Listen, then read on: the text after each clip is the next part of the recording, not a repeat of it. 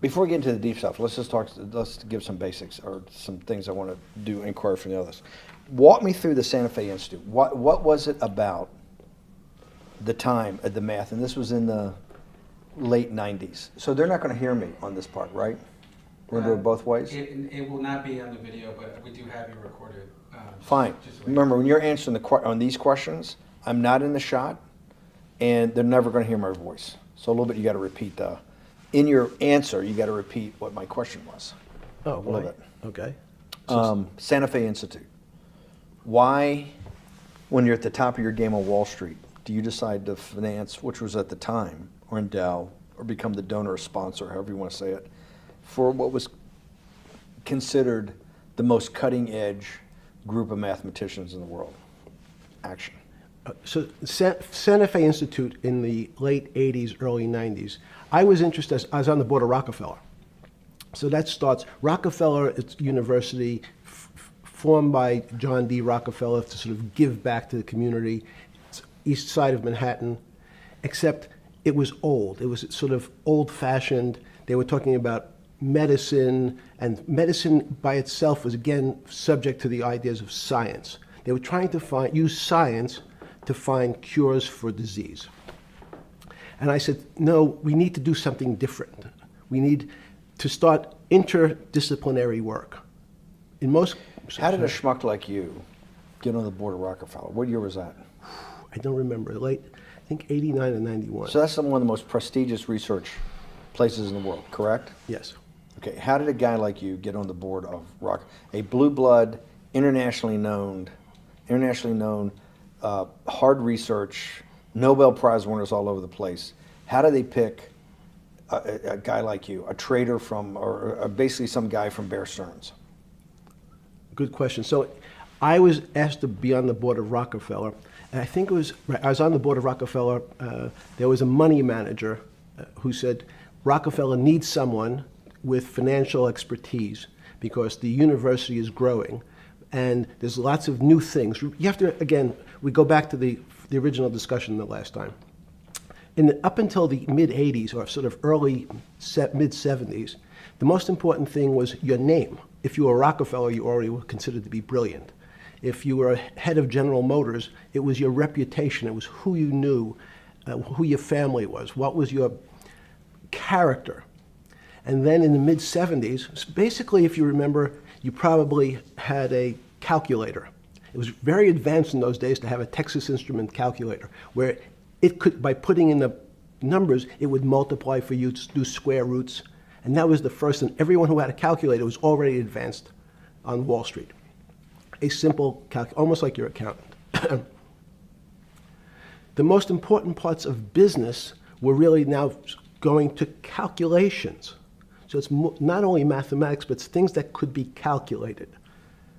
Reputation couldn't be calculated. I could give you, are you a 10 on a reputation scale, an 8? What does it mean to have a measurement of your reputation?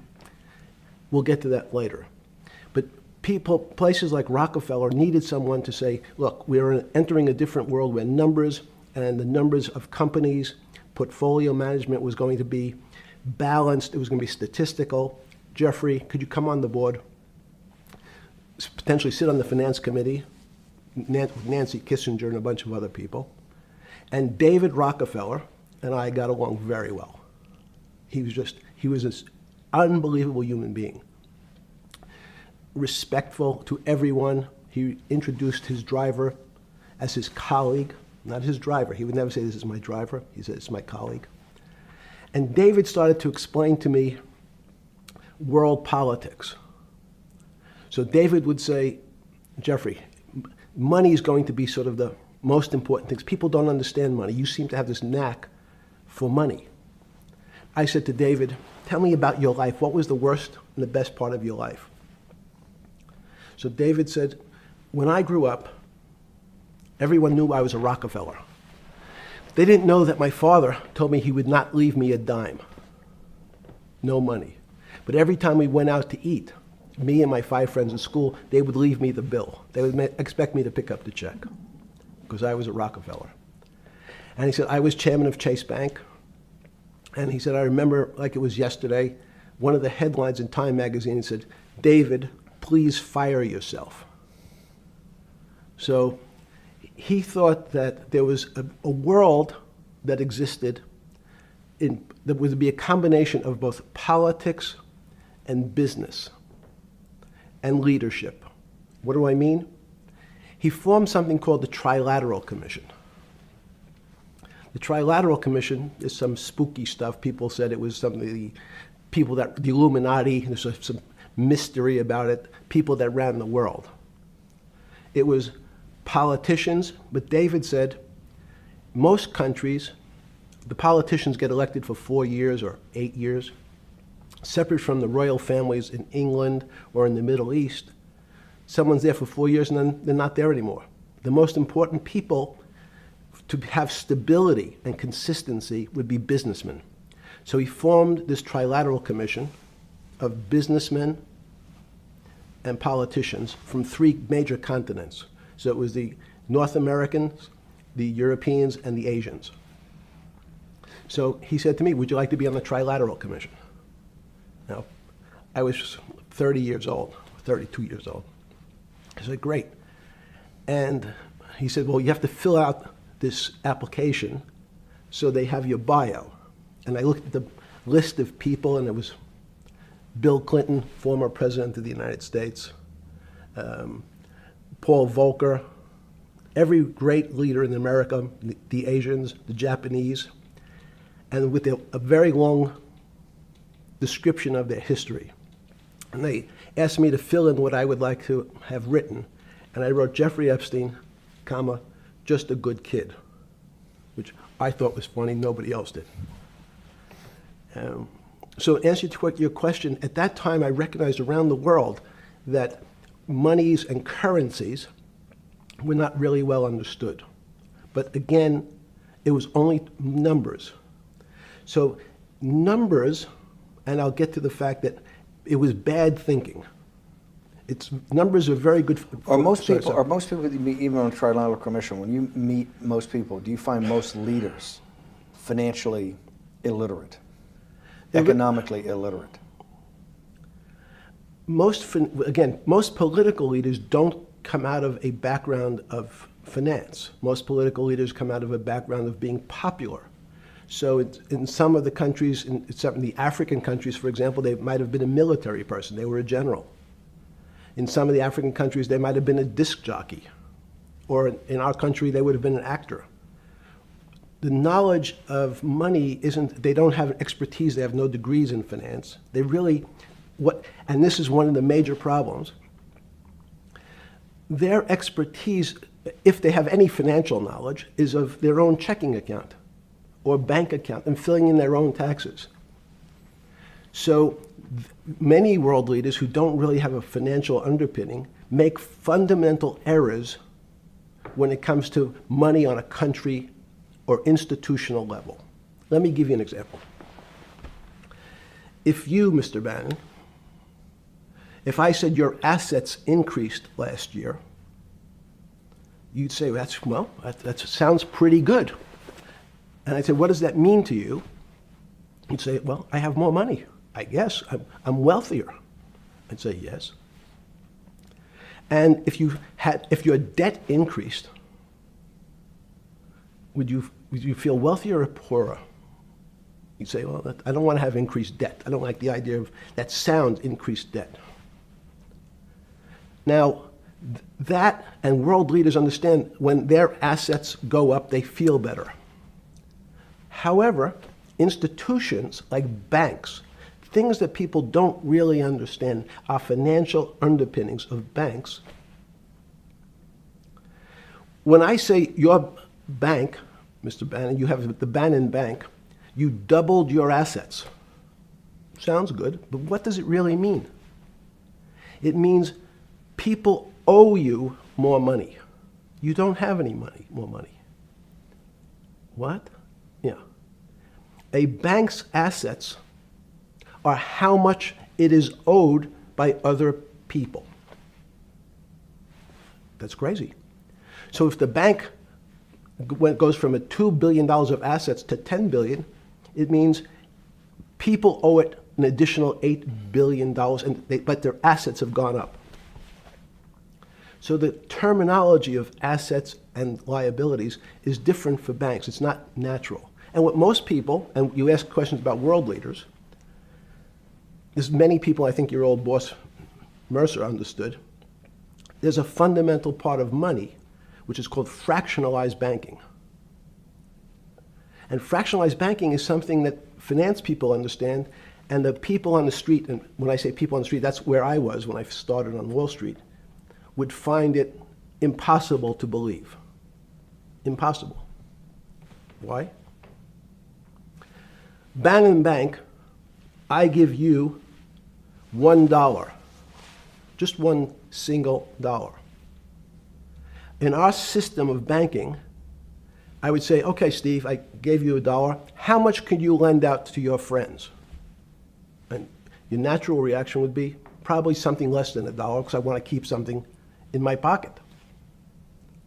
The way our system works is if you as a bank are holding my dollar, you can lend out an additional $8 or $9. No, it's impossible. I only have $1, Jeffrey. We have something called fractionalized reserves, which is if you have 1, you can lend out 9. That's the way our system works. And so not only do world leaders not understand banking, but the man on the street, my father who worked in the park department, it would be beyond his imagination that people could lend out more money than they actually had in their pocket. Next question. But how did this, in understanding that, when you get on something like the Trilateral Commission, you're on the board at Rockefeller, which is the most advanced research. You get brought into the Trilateral, which is the elite of the elite. How, since you're only at that time 30-something years old. 8 years from teaching at Dalton, right? You're at Dalton. No, 10 years. 10 years right. teaching at Dalton. Yes. Walk us through. I mean, put us in the room. Walk me through exactly what it felt like. What it felt like being on the board at Rockefeller. We got these Nobel laureates, and you're sitting there making decisions, and you start to meet these people at Rockefeller. Now you start to meet these people at the Trilateral Commission. What did it feel like? It's a great question. So what did it feel That's like? what I'm in the business of asking. Yeah. What did it feel like meeting some of these people like Kissinger or Rockefeller? And those were two extraordinary people. But in general, I think the question, the people on Wall Street, I tell the story, the first day, one of the first days when I was in Wall Street, someone said to me, would you like to buy ATV? And I was looking in the brochure and I couldn't figure out what stock had a symbol of ATV. And when I finally said, well, I can't find it. And they said, what's the matter with you? Do you want to buy ATV? Which is, he was selling hot televisions, stolen televisions from the floor of the American Stock Exchange, referred to in common parlance as the televisions fell off the truck. So I knew what that phrase meant from Coney Island. But what I found was most people, be it in business, in normal life, or in the world leaders, don't really understand money. It is something they think about. They have a sense of what it is. They certainly want more of it. But they also make statements like, we want more money, but we don't want more debt, which just shows a misunderstanding of what money at its core really is. So most people don't, they want to make it, they want to save it, but to understand it intimately is not a normal characteristic. At the first Trilateral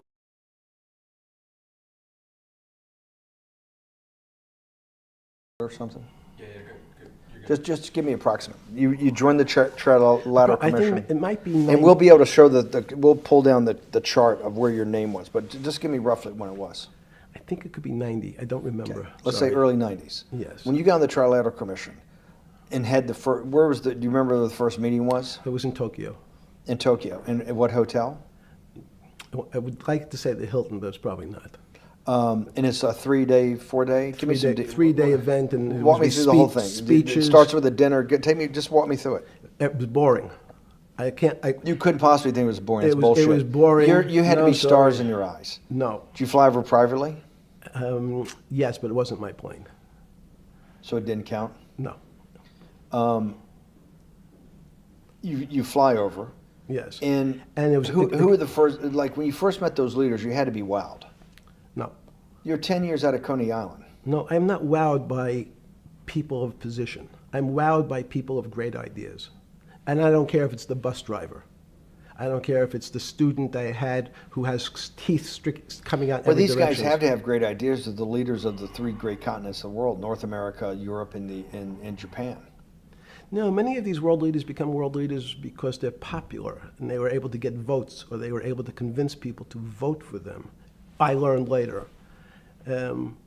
Many of them were just good at what they did in terms of politics. Remember, world leaders are politicians in general. They're not scientists, they're not intellectuals, they're not great thinkers, they're great politicians. At the first Trilateral Commission meeting that you remember in Tokyo, sometime in the early 90s, do you remember what were the big issues of the day that they were talking about, and what did you think about it? Yeah, in fact, it was funny because they were talking about inflation, and they were worried that what would happen, how do you control inflation? And as a mathematician, I didn't understand the concept. I don't understand the concept today. How's that possible? Well, when you talk about most things to do with money, money is meant to be local. It's US dollars. Then I understand what it means. If inflation, it means my dollar today inflates, and it doesn't buy as much as it did a couple of years ago. The prices go up. It seems that everything is great, but in fact my dollar is shrinking in value. If you, and you're the financial genius here. I'm just a lowly M&A guy. Sure. If you let me finish the thought. Go ahead. So if you're in America, you can feel inflation. Your salary's gone up, but you can't buy the same car. In fact, it starts to feel weird because the value. That's why I wanted to ask the question. This is my point. Sure. The people who live and breathe this, the central banks, have been haunted by the specter of inflation since the late 70s. Yes. First off, tell our audience, how did that happen? The two great financial events in the 20th century, I'm not going to get to the 21st, were the great inflation in Europe after World War I, the Great Depression, the hyperinflation in Germany that led to the rise of Hitler, and then this inflation in the mid-70s.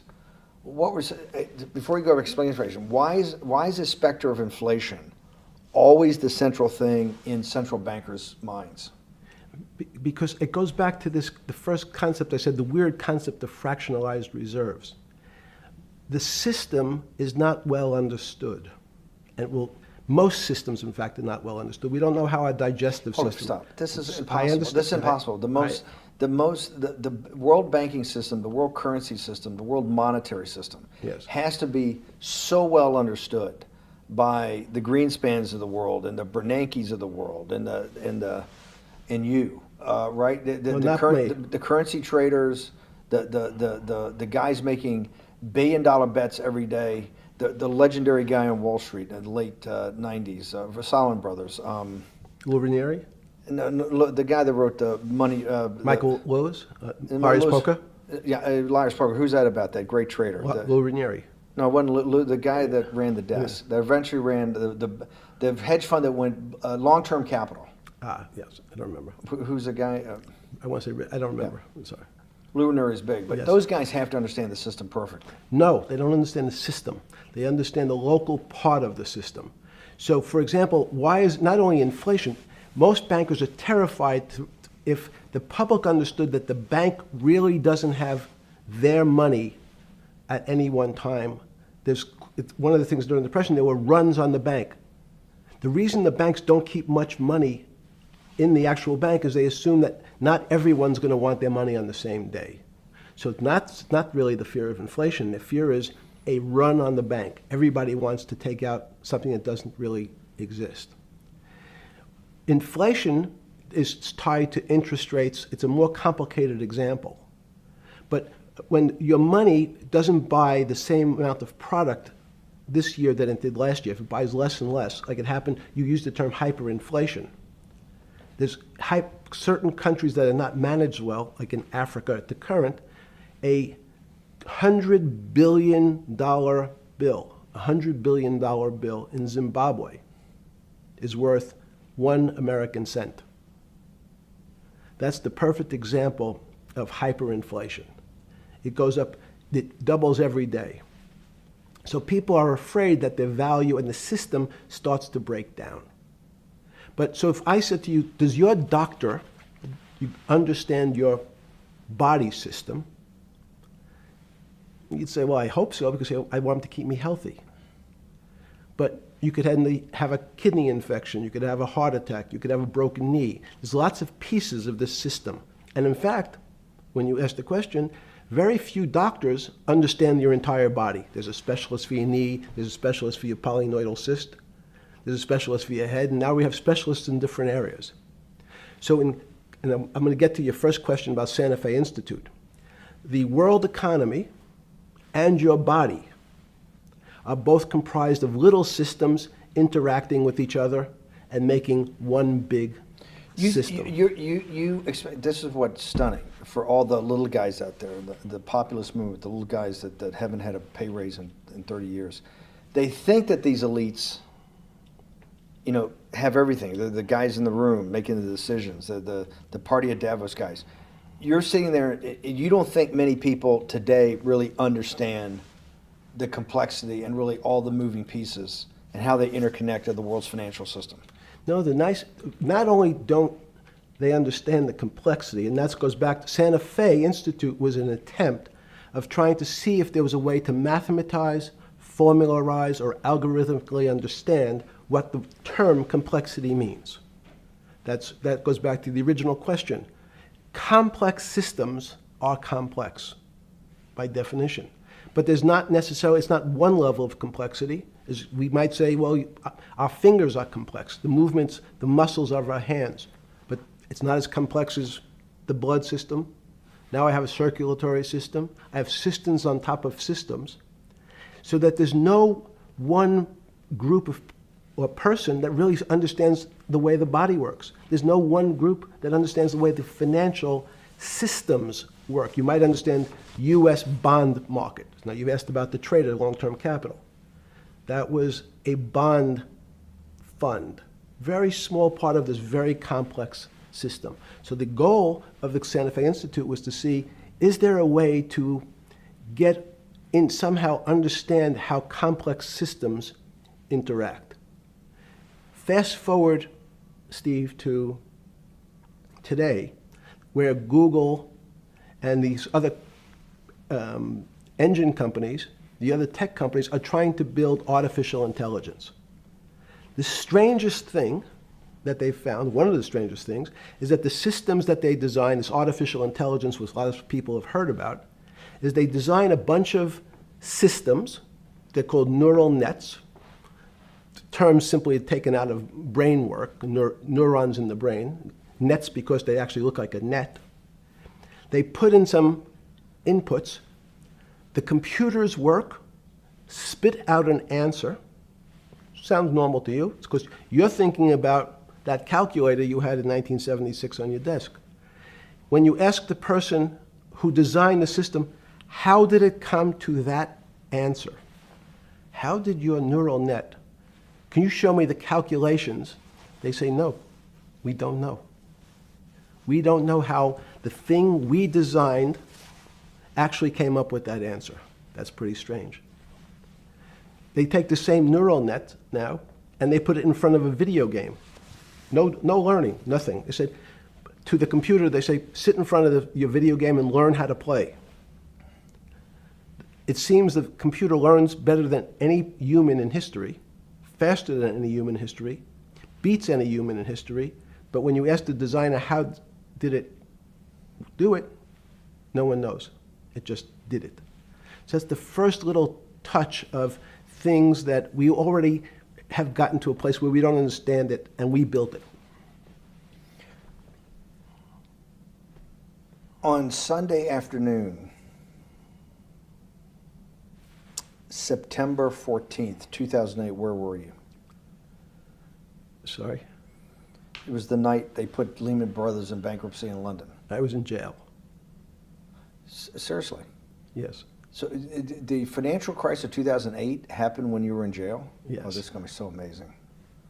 This is going to be so amazing. I take it you didn't have your Wall Street Journal dropped off to you in the morning, your Financial Times. No. How did you hear about because I want I forgot about this, but yes. I'm trying to get, this is going to be amazing. Let's go back and do that again. Sunday afternoon, because I want to find out about people, the geniuses understanding the complexity of the financial system. Because I think the best example we have is the financial crisis, the crash of 2008. Sunday afternoon, September 14th, I think it was, 2008, is when they were working feverishly in Midtown Manhattan at the Lehman Brothers offices and at various law firms around town, and with the Secretary of Treasury in the Federal Reserve, what they're going to do with Lehman. They decided they weren't going to save it. And so they prepared to put it into bankruptcy at the open of the market in London the next day.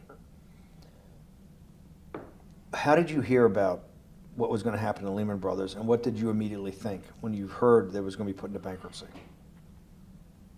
I'm glad you asked that question. I was in solitary confinement September 14th. And again, some of the public stories about the wonderful time I had in jail and my work release, which didn't come till months after. I'd been there since June in an 8x10 cell with a bed in the back, a 6-foot bed in the back, a chrome sink with a toilet attached to it, and a little piece of metal sticking out that was supposed to act as a table. Now, since I was in jail, there were no books. Why? There's no library. No library, but you're in jail. No, I was in jail, not prison. So in jail, I was in a place what's called the Special Housing Unit, which is for the roughest, toughest, meanest people. They had put me there, they said, for my own protection. So I was in a 8x10 cell with a little slit in the door where they would serve my food on a tray about 9 inches by 4 inches. And then as soon as I finished eating, they would take the tray and close it down. And one of the guards said, do you understand there's Wall Street's crashing. I'm worried about my pension fund. What should I do? And I said, sorry, Wall Street's crashing? What's happened? And he said, there's some crisis and some companies are going bankrupt. I said, are you sure? And he said, yeah, it's all over the papers. We're all terrified we're going to lose our life savings because we have either a 401k or our pension funds. We don't know anything about money. Mr. Epstein, can you tell us, like, what's going on? Am I going to be able to afford my children's education? Am I going to be bankrupt like this company called Lehman Brothers? And there's another company in the front page today called Bear Stearns. Oh, no, I said. Why? Because that's the company I was a partner in. And in fact, that was a company I had a very large investment in. So, as a great story, I didn't have my Wall Street Journal, but in the early mornings, you're allowed to make 2 phone calls, collect. And when you pick up the phone, you can dial a number, and when the person picks up, they say, you're getting a call from the Palm Beach County Jail. Will you accept reverse charges? And the person either says yes, and the call goes through, or the person says no. The person I had called was Jimmy Kane, the president of Bear Stearns. And I said, tell me what's going on. And so that my knowledge of the financial crisis happened with Jimmy, who was at the center of the storm, telling me about what Lehman had gone under, and they were trying to figure out a way, should they bail out Bear Stearns? Did it strike you at the time of the mess you had made of your life to be in a situation that you're one of the greatest financial minds in the world, looked at by world leaders and asked your thinking by the most prominent and important people in the world, and here you are in solitary confinement. You got to make a collect call to somebody. Did it strike you at the time how all the threads of your life had come together and put you in a position, or you had put yourself in that position? No. So it never struck you when you had to make one of your 50% of your collect calls that day, you call the president or the head of the CEO of Bear Stearns. The biggest financial event in your life is taking place, of which one, every important person in the world would be seeking your opinion. Number two would be a once-in-a-lifetime opportunity to apply your craft. Number three, it would be a once-in-a-lifetime opportunity to make money if you were smart, and obviously you're smart. You're telling me here, truthfully, that it never hit you at all of how you'd ended up in a place where you had to make a collect phone call from a jail cell that was 6x9 with a steel bed and your food being passed into a slot. The question you want to ask is, who was the other call to? Okay. Who was the other call to? The other call was to my friend at J.P. Morgan, who was then, I didn't know it at the time, trying to buy Bear Stearns. So at one point, I had two phones. It was difficult because they're afraid people are going to hang themselves with the phone cord. So they don't actually come together and they're pretty short. So I was actually going between two phones talking to Bear Stearns and J.P. Morgan at the same time. So I found it amusing. And it never struck you about how to end up in a situation like this? No, that would be probably means I would be too self-aware. You can't possibly expect me to believe this.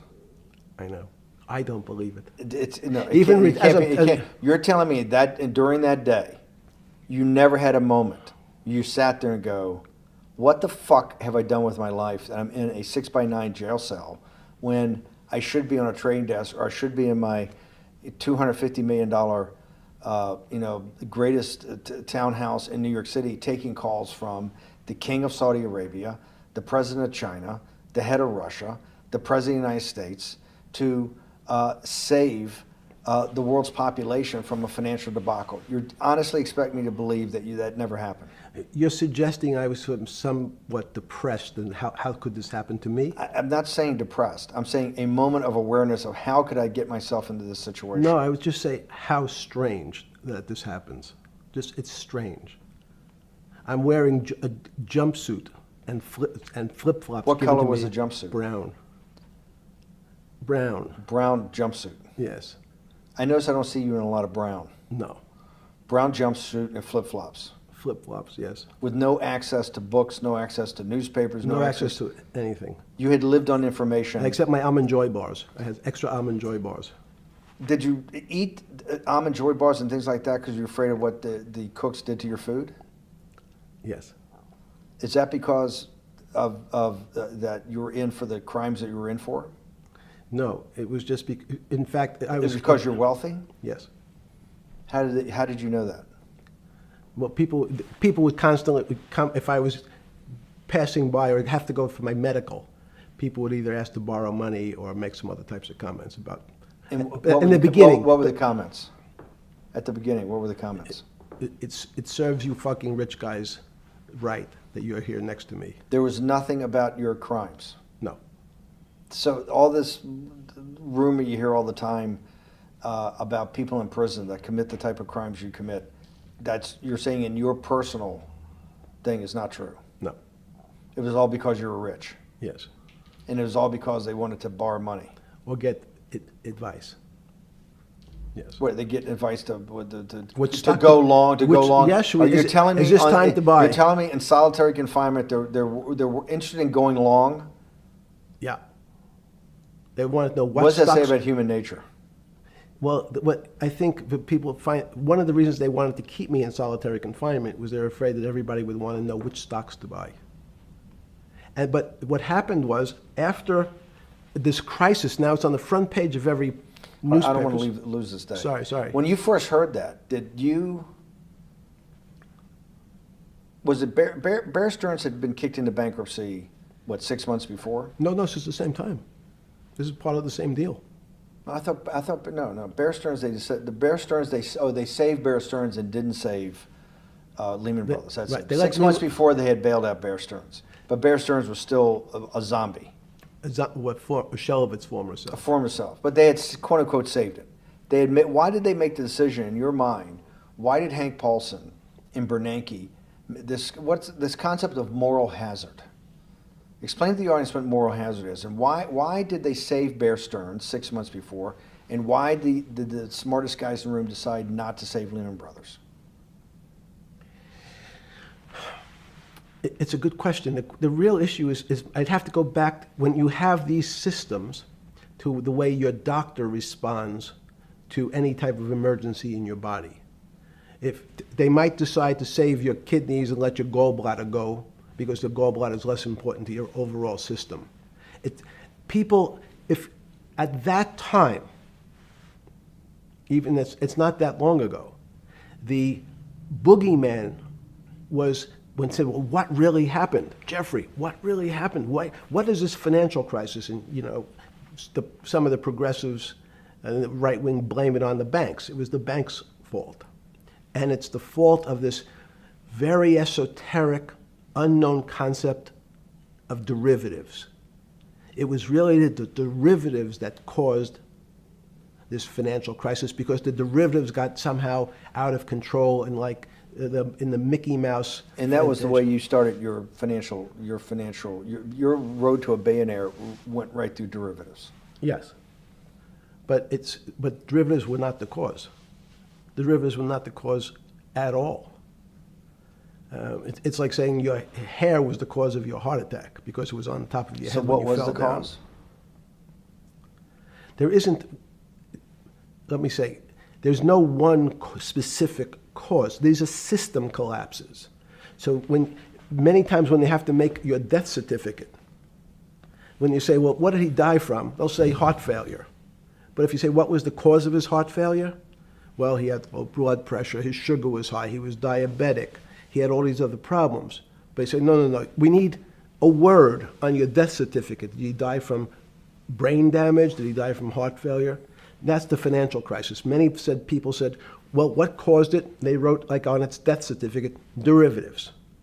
But derivatives are not a fundamental cause of anything. Was it Sunday or Monday? I take it was Monday morning when you made your two collect calls and you were talking to Bear Stearns on one hand and Morgan Stanley on the other. J.P. Morgan. J.P. Morgan. That was Monday morning. Did you, Jeffrey, being one of the financial geniuses in the world, did you understand what Lehman Brothers going into bankruptcy, the domino effect, that by Thursday the financial system would be under such extremis that if it didn't have $1 trillion cash infusion in the United States, it might collapse? Did you know that at the time? Did you view that at the time? Yes. You did? Yeah. Why?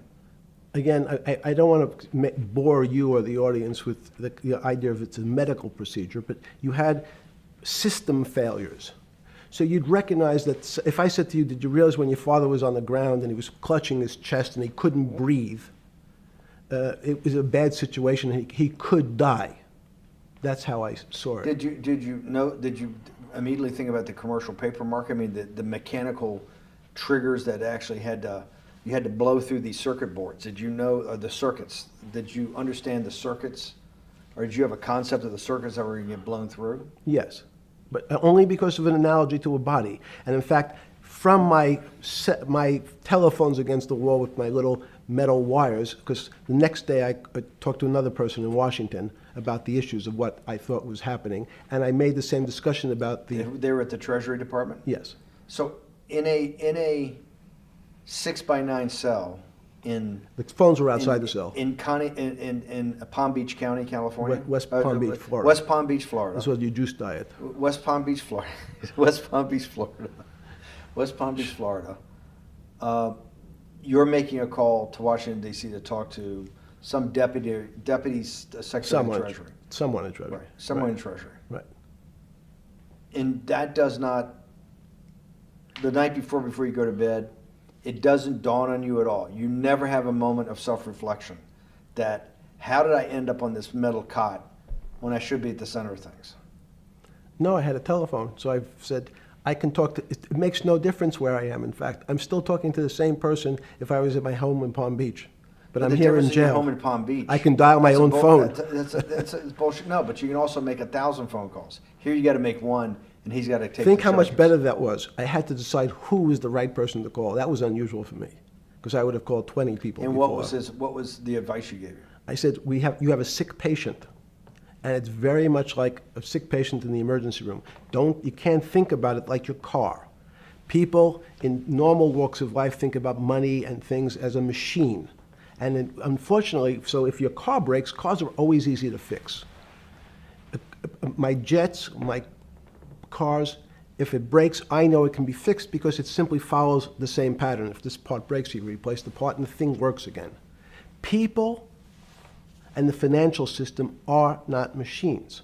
They can't be fixed the same way. You can't simply take out put some more juice into the commercial paper market, and that's like replacing the carburetor on the car. It's much more, I have a patient who can't breathe, has a stomach problem, can't see, looks bleeding at the same time. What do I do first? I have to think about it as a system. Where's the most logical place? What's the most dangerous place? If your heart stopped, we have to start your heart again. In the equivalent to the money market, why do I have to start your heart again? I need to get your blood flowing. If your blood stops, you're dead. If liquidity, which is the equivalent of blood in the financial system, dries up. Once liquidity is basically cash, putting cash into the Forget system. about what it is. Okay. Liquidity is liquidity. It allows the system, it's the blood of the system. You need to pump blood hard into the body of the economy to keep it flowing. And if you're, especially when you're worried about someone dying, you're not going to be worried about the niceties of, well, you got the shirt dirty and there was some damage. Pump in that blood, keep that heart When you pumping talked to the person in Treasury on Tuesday, the 16th, did you get a feeling as you were sitting in your 6x9 jail cell in West Palm Beach, Florida, that they were on top of things? No, you can't. It's impossible to be on top of things. There's no such thing. It's, again, the doctor watching the patient die. You hopefully have some confidence that he's seen it before. He recognizes that there are some steps he has to take first before he bandages the guy's finger or worries about what shoes he has on. So you hope that the people in charge, your doctors who are working on the emergency patient, have enough experience and, frankly, judgment to try to keep the patient alive. Did you think that they had those things, patience and judgment? They had pretty good judgment, and you needed a lot of luck, just like in the dead patient. You need to, hopefully you put that blood in and it's not too late. And you make some mistakes, but you have to know you're going to have to give it a shock. In the run-up to the September crash of 2008, Yeah. I guess you weren't occupied with finance. That whole summer, how long had you been in jail? Went to jail June 30th. So the entire summer. Yes. Before you went into jail, you were still very active in the financial markets. Yes. When I say active, you trade currencies every day, you trade stocks every day. When people, I don't do any. someone like you, or you give advice to people to trade stocks or trade currencies. I don't trade every day. I think that's, like Woody Allen said, you can't beat the bank. So I try to pick my spots. George Soros picked his spot when the pound collapsed. This would have been a great money-making opportunity that passed me by when I was in jail, but that's not how I think. In the run-up to that, in the spring of 2008, that's when Bear Stearns got in problems, I think, in the spring of 2008, and they decided to bail it out. Did the Bear Stearns guys talk to you for advice at that time, in the big crisis in Bear Stearns? No, but see, again, unbeknownst to most people, and it's easy to blame people for the financial crisis, like you'd blame someone for giving your father the drink before he had his heart attack. But what really happened, the real enemy of the finance system was Bill Clinton. And if you ask me what and who caused the financial crisis, I would tell you it was Bill Clinton. Because of what Bob Rubin and he did to deregulate the financial system? No. Because as of the last time we had our 60-minute interview, you talked to me about home ownership. and you asked me whether everyone should own a home. And I told you, no, it's too risky. So the financial collapse of 2008 is because of hardworking African Americans, Hispanics, and whites who wanted to have a ownership stake in the society that all rests on their shoulders. They're the culprits. No, not at all. Okay, then I didn't say they were the culprits. I was pretty clear it was Bill Clinton. Okay. Why was it Bill Clinton? Because Bill Clinton wanted to get votes from those people. And he sold them the idea that instead of renting in a house, and historically the values of houses have gone up, and he said, you guys in these local communities who haven't been able to afford a house before, I'm going to show you a way. I'm going to give you a way because I'm sure I'll get your vote that you can own a house because I want your vote. So what we're going to do is I'm going to let you buy a house, Mr. Bannon, when you really, you're right on the border, maybe, or not even on the border. Your credit is not good. Okay, let's be honest. And it's not my fault, it's not Bill Clinton's fault, but if whatever happens, at the moment your credit score or whatever it is, your credit's not good. Now, normally, you come to me and want to borrow money, I'm a bank, and I say, I'm sorry, Mr. Bannon, I can't lend you money because your credit score is not up to where it needs to be. Hopefully, if you work harder and clean up some of your problems, it will be. But no, what I say to you is, I'm going to figure out a way to lend you, not give you. I'm going to lend you money anyway, though you don't have a good credit score. And don't worry, I'm going to get rid of the term that you don't have bad credit. Bad credit sounds pejorative. You don't want to be a person. Sounds judgmental. Yes, sounds judgmental. So what we're going to do is we're going to call your credit situation subprime. Oh, nobody knows what that means. Subprime. That means prime is good credit. Subprime is not good credit, less than good credit. So we'll call it something that people really won't follow, and we'll tell you what. We're going to have people lend you money, though you are a subprime borrower, and I will figure out some government agencies to guarantee your loan, though I don't think you're a good risk. So the banks say, no, no, no, we don't want, initially, the bank said, sorry, this is too risky, Mr. President, for us. We're in the business of managing risk. It's not our money. It's the hard-working people's money sitting in our bank. We can't lend to people whose credit is not prime. You're asking us to lend to people who are subprime. And he says, here's the key, if you don't, Mr. Bannon, I'm going to make sure the Justice Department charges you with discriminatory lending because you refuse to lend to my subprimers. In business terms, you should never lend to. But what we'll do is I'm going to form an agency called Fannie Mae and Ginnie Mae, just another agency names. They'll guarantee your loan. So don't worry. Don't worry. You don't have to pay it back anymore. Even though and maybe you don't even have to work as hard anymore. That's probably a harsh statement, but these players, these two big firms, Fannie Mae, will guarantee the fact that that bank will receive its money. Now, the bank says, wow, best deal in history. I refused to lend to Mr. Bannon, but now he has the big brother, his Uncle Sam. He went to his Uncle Sam, and Uncle Sam says, I'm guaranteeing it. The bank says, I want everybody. Give me as many people as you can give me. Because Uncle Sam is the best credit in the world. Not only it's the United States government. We'll take it all. We'll take as much subprime as we can handle. because it's the best investment for the moment. It's a strange investment because it has politics that has inserted its way into the numbers. Politics doesn't belong in the markets, but now we're going to have, I want the votes, we'll make guarantees that you who can't get a house normally will be able to get a house from the bank. The bank says, this is the best deal in history.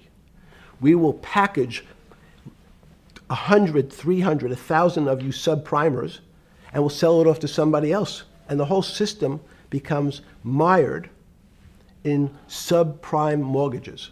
That's becomes the issue. What do you mean mired? There's just Well- too much supply, it's a supply-demand problem? You get too much supply? No, it's a very good question. What does too much supply mean? Well, then you get to people, go back to your first question to me. Government leaders. Government leaders know if they're good, and they can do mathematics, they can balance their checkbooks. So certain people in Congress said, well, how do you value these subprime mortgages? The banks say we've been valuing them the same way we've always valued them for the past 20 years. The accounting firms, there's something in this country called GAAP accounting, which is a standard type of accounting. And we account for them the same way we've always accounted for them. If we paid $1,000 for your mortgage last night, when we put it on our books today, we're going to say its value is $1,000. It makes sense. I paid for it what's its value? It's $1,000. That's what I paid for it last night. No. The Congress people said, that's not really a good answer, you know. That doesn't give us confidence that you know what you're doing. Because what happens if you have to sell it tomorrow morning? Something's happened and you have to sell it. Remember, there's kinds of stress tests. Would you be able to value it at what you paid for it the day before? And Wall Street says, that's not the way you can think about this. This is crazy. We always value things at the cost from the day before. And they changed the accounting method, in essence, to say not what it was worth yesterday, but if I have to sell, what would it be worth? That's impossible. So what happens is every bank now has to value something they bought yesterday at lower than they paid. Never before in 20 years did they have to do this. So something they bought at 1,000, on their books was 1,000, is now 990. That starts to, you asked the question about what did I start to think about. Something's 1,000 and 990, this person now has to value it at 980. When did you first start to get nervous, understanding Bill Clinton in all this? Did you change glasses? Yes. Okay. I changed shirt. I saw that black. Are you okay with the? Yeah, great. I think we're gonna have all kinds of changes. I'm experimenting. Okay. When did you get a feeling? Did you ever anticipate before it happened something like 2008 could happen? No. How could that be? It's the word, I can beat it to death, is that it's very much like would I anticipate I'll have a heart attack tomorrow? Unlikely. Was 2008 a heart attack or a stroke? Debilitating. It's a better, it was both. But why was it both? Because in fact, as I said, the blood was getting dried up in the system, and the head, which is sort of the central bank, wasn't working. So to some extent, it was a combination. It was a crisis. Did you see that building up over time? It's always been lurking in the background. I mean, if you have an older parent, would you say it's possible? Did you anticipate him having the heart attack today? No, you hope things are going to go better and maybe they'll fix it up. The system was getting too complex, and it wasn't based on derivatives, because what people keep forgetting, and as I was just explaining, Wall Street, and in many professions, including Wall Street makes it sound complicated. They don't want the little guy to understand what they do because they make so much money and they don't do very much.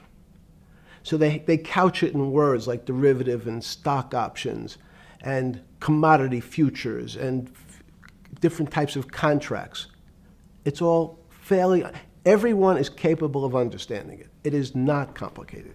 But Wall Street, because they make so much money from doing fairly simple things, needs to make it more complicated than it really is. We had a very big recession in the early 90s based upon real estate and Japan basically imploding. Let's again, Okay. you had a recession in the 90s. I don't know what it's based upon. It's always interesting to look back and say, separate from there's certain triggers, like there, in the 70s there was a... What do you think it was based upon, the 90s downturn? It's clearly there was a huge downturn. No, I know there was a downturn. That's what I know for sure. That's a fact. That's all. Everything else is sort of speculation about why did he have that? I understand that, but Sorry. there's some speculation that has 0% probability of being true, and there's others that have 90%. In the range, when you look at the range of alternatives of what could have caused it in 90, and what I'm trying to do is get you all the way up to 2008. Look, you're the smartest guy in the room, right? You know that. Do you think there's anybody in the world today? Oops, this is going to be a bad question. No, but do you think anybody in the world today, the Alan Greenspans, the Bernankes, is there any central banker you know, any partner of any Wall Street firm, any guy running a trading desk, and I would take it that would be, or anybody at a Larry Fink at BlackRock, Steve Schwartzman at Blackstone, the top 100 financial guys, and let's throw in a couple of Nobel economists, and let's throw in the best professors at Wharton, at Harvard, at Stanford. Do you think that there's anybody that understands money or understands the world's financial system as good as you? There must be. But it doesn't come to the top of the head. No. Okay, fine. Now It's that not now that I've gotten that, let's go back to 1990. In that arc from the fall of the Berlin Wall to 2008. Good. We started with the implosion in Tokyo of the Japanese economy, Japanese financial markets. We had the huge run-up in internet stocks, right? We had the implosion of that in 2000. The bankruptcy of Drexel Burnham in 90. Mm-hmm. Implosion of Japan, huge run-up in equity markets for the internet, implosion of the internet in 2000, 10 years later roughly. Mm-hmm. And then this run-up through the Iraq War and all that, the run-up to 2008. Every 10 years, it seems like, we're in some sort of 10 years before the 1990s was the 70s. You sound like an astrologer. Okay. And not a finance person. I'm not a mathematician. It just seems to me a pattern of every 10 years. That's misleading. That's exactly right. Because people like to see patterns. People like to see patterns where there are none. So a pattern of a financial crisis every 10 years is just in my mind. Yes. Long-term capital, that had to be bailed out back in the late 90s when everybody panicked. And that wasn't that bailout today would look small, and it was $5 billion or was $30 billion. Businesses fail all the time. But long-term capital, the Federal Reserve stepped in. But I'm saying people go bad. Things go bad all the time. Yes, you're correct. The audience is watching this, the little guys, they go bankrupt all the time and nobody gives a shit. You know why? They're a little guy.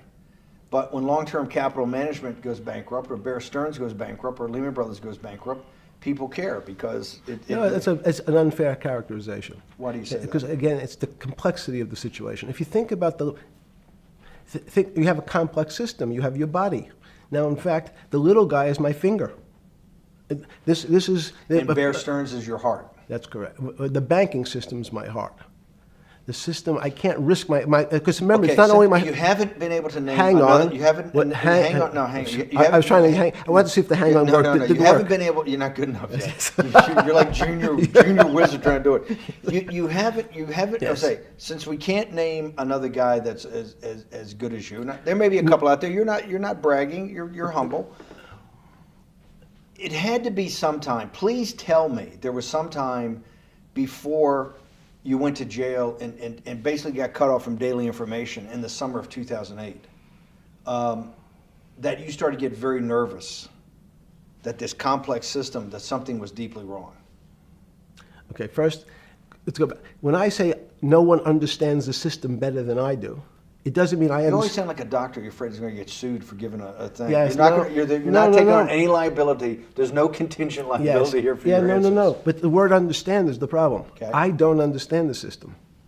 So I don't understand the financial Will you system. please stop? You cannot sit here and Yeah, tell no, me. no. What we just went through, I'll go through again. The hedge fund managers, the money managers, the central bankers, the commercial bankers, the heads of the investment banks, the heads of all the trading desks, the top economists, and I'll throw in the business school lecturers at Stanford. Of all the top 200, 250, you can't name at the top of your head the guys are at least at your level. You have to understand it somewhat.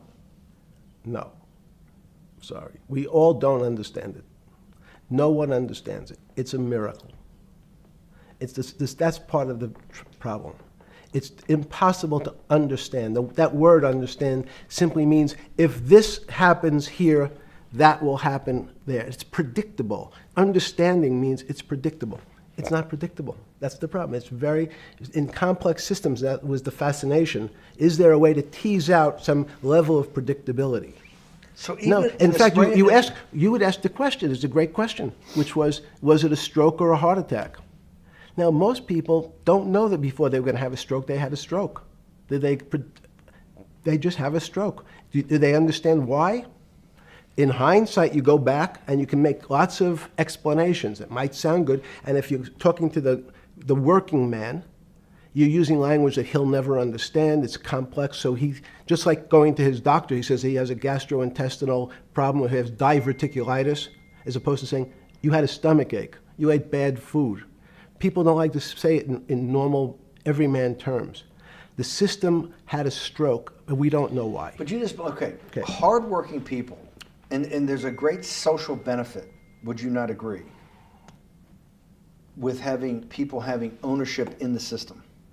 When you say ownership in the system, it doesn't mean. Let's start over, because. Okay. Yeah. So flip Sorry. over your phone too, because Yes. I don't want anyone to see Yes. on your phone. So maybe flip it down or something. Yeah. Yeah, who knows what the fuck comes up with that phone? That's correct. We don't want to send you. KSA. I can't not believe I've got the magic moment when you're in fucking prison or jail, wherever the fuck it is, It's in crazy. solitary. Now, there's a funny part to that we missed, which is So said. go ahead, tell it. The funny part is Yeah. what you asked me. Is there anything funnier than that? No, For black humor, it's I don't make any black comments. Sorry. You asked me what I was wearing. That's right. You're too wrapped up in the Me Too movement. Yes.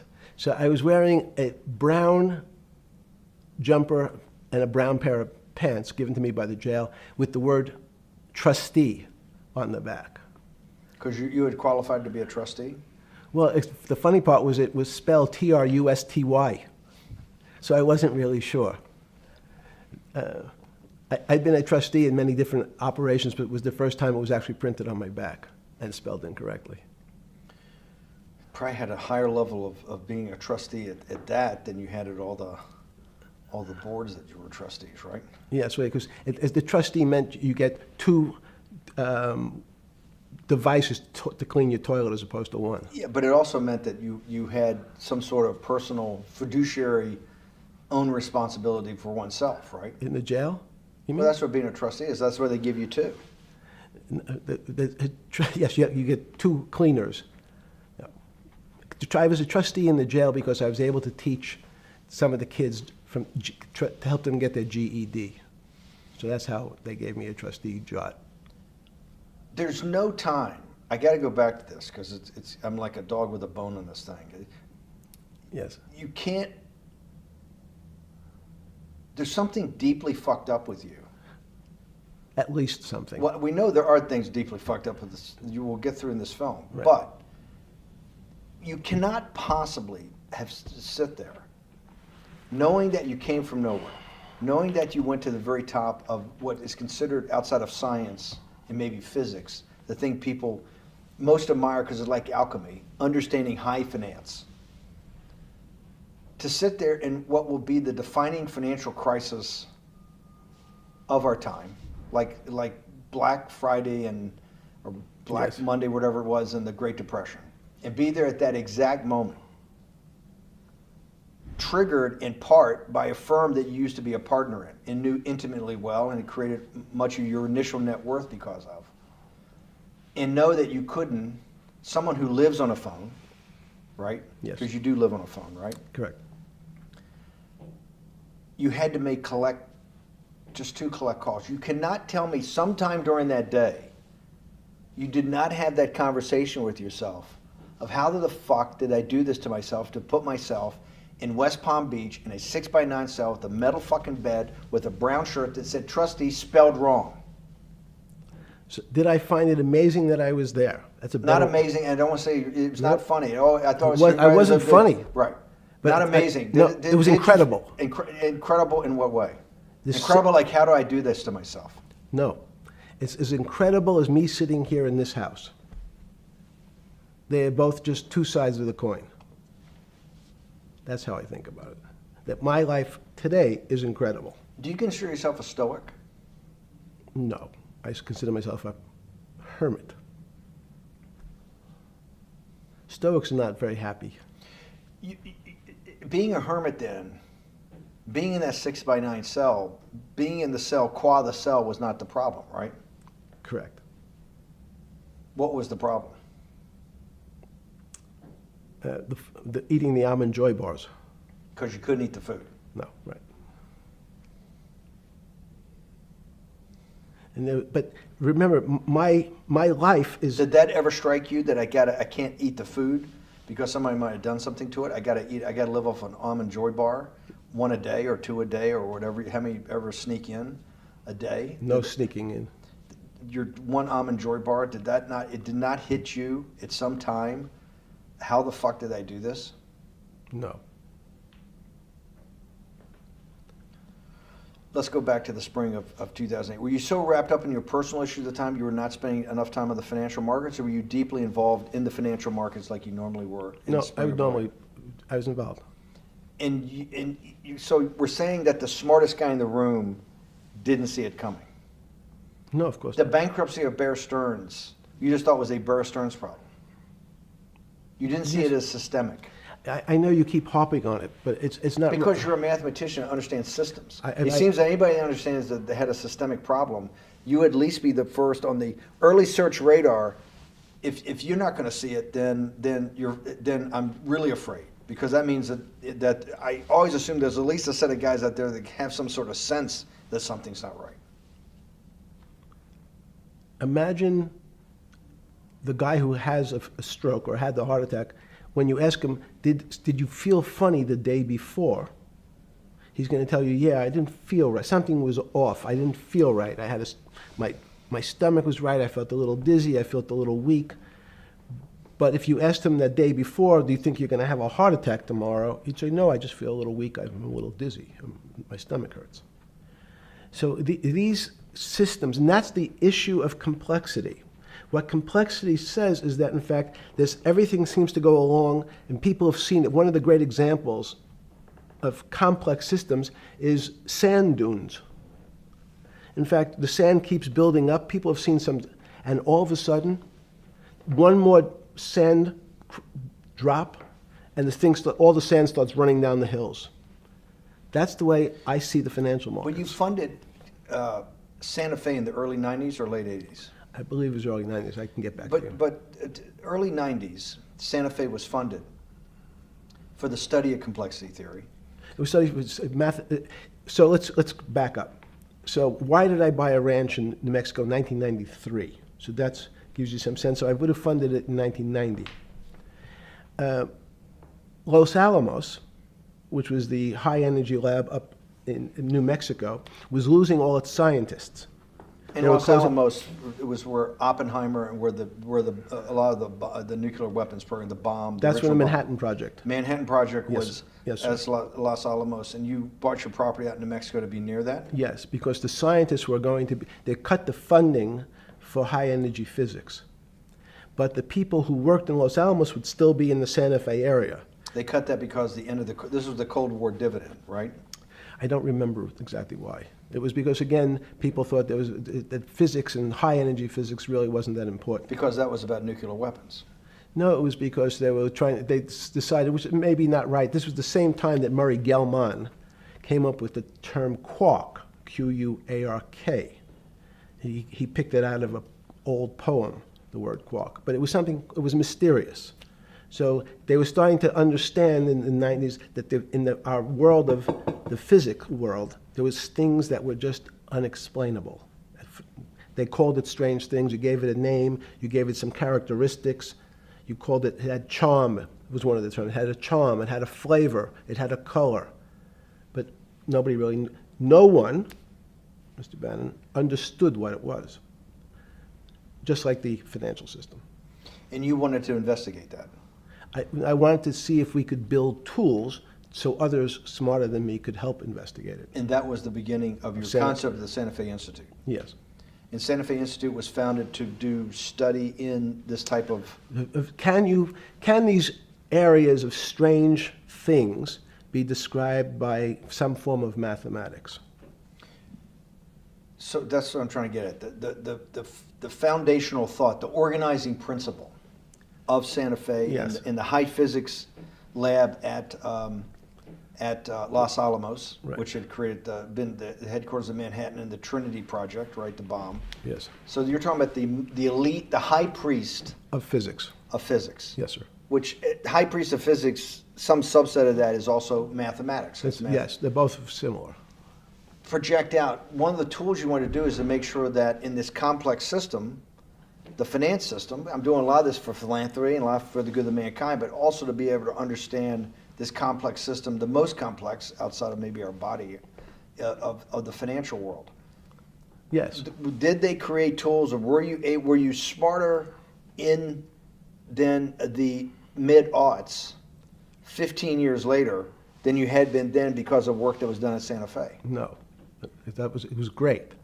But in fact, most of the money, most of my philanthropy in the area of can you describe things that appear to be unexplainable by mathematics, and can you fund people who have new ideas? And unfortunately, when someone thinks they've been able to, there was a man, Stuart Kaufman, when they think okay, I figured out how to be able to predict the unpredictable, what appears to other people to be unpredictable. But my system, in those days it was called genetic algorithms, can predict what things will happen, and they all want to make money. So they use their systems to try to figure out, they know they have figured out the way to make money because they figured out the unexplainable. They try, they go bankrupt, and we start again. So with a cold view, what I've come to realize is that the attempt to mathematize, formularize, or what in your prior work, to understand what really is, in today's world, still unexplainable, is impossible.